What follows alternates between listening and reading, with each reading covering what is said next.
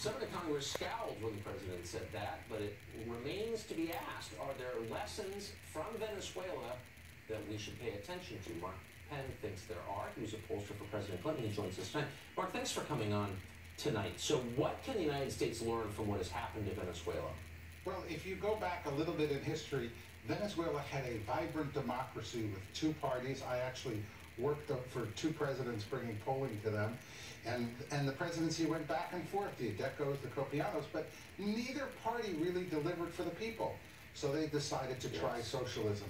But once the socialists got in, he dismembered all of the safeguards, like no re-election, that were preventing the return of basically the kind of strongman dictatorship that they had overthrown to have democracy.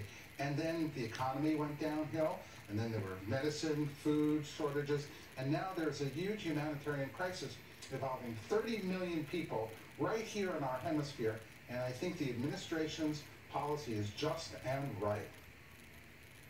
So you just uttered a phrase that made the hair on my arms go up. You said the problem was neither party delivered for the people. Neither party made ordinary people's lives better, so they elected a crazy person who broke everything. I mean, should both parties be thinking about how to deliver for people, not abstractions, but results, so we can avoid that? On the day that the Green Deal, that might as well be called the Red Deal, the way that it's really structured, is released, it is a warning that if the parties don't get together, compromise, and start delivering what Congress has about a 13% approval rating. This is what happened in Venezuela. Their enormous riches, enormous capability of moving that country forward. That could have been a model of Latin America.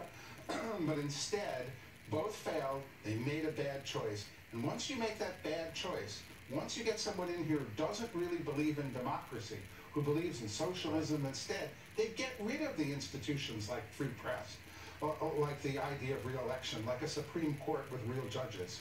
And that's what happened in Turkey. That's what we see happening here. That's what happens every time the people cross the line from democracy.